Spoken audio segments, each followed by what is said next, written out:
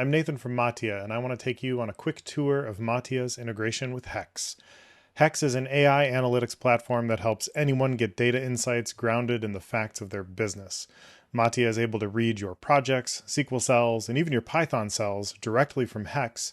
And because Matia is already connected to your data warehouse, we can show you the full end-to-end lineage down to the column from the source all the way to Hex's fields and cells. So let's take a look at what that looks like. In Hex, we have this Aqua Hex project that we've set up for this demo, and we have quite a few cells in this notebook. You'll see this one's a standard SQL cell called Campaign Impact SF. And down here, we have a Python cell as well, where there is actual Python code here, and we call that one Python DF. And we have a couple others just that we've used for testing.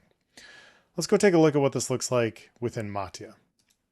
From Matia, if we go to our catalog, and then under Service Providers, we can see Hex right here. And we see that same Aqua Hex project, along with all of those cells that I had mentioned before, including the Python cell, which we can read directly from.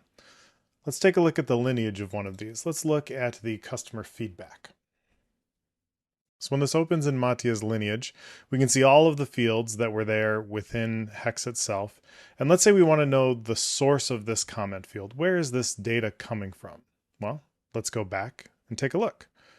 Looks like it's coming from a customer feedback table in BigQuery, and that's the only source. There's no transformations or anything in between. Now let's take a look at another one just for fun. Let's take a look at this Customer 360 sample database. We'll open the lineage here. Same thing, the same columns that were in that SQL statement are available here, and let's figure out where account name is coming from this time. Looks like it's coming from a Databricks, a Customer 360 Data Mart from an accounts table. And let's go back even further and we can take that all the way back to the original Salesforce object.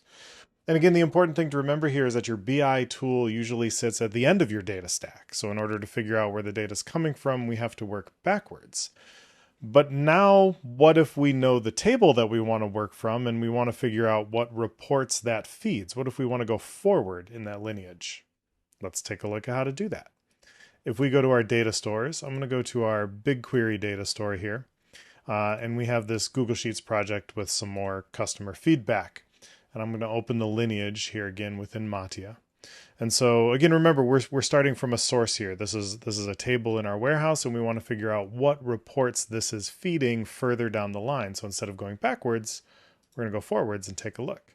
And we can see that we have the same Hex integrations, our BigQuery customer feedback, which goes all the way down to that Salesforce join visualizations that we had before. And of course, we can work backwards. We can say, hey, which field is this feedback text related to? And we can take that all the way back to the source. And in this case, it goes all the way back to a staging table from some Google Sheets and all the way back to a Google Sheet that we set up for this demo. Matia's catalog gives teams a complete view of their data assets all in one place, and with end-to-end lineage extending from source systems through the warehouse transformations and into tools like Hex, teams can see exactly how data flows across the business, and that visibility makes it easier to trust the data, trace issues to their source, and understand the downstream impact of any changes before they happen. Thanks for watching.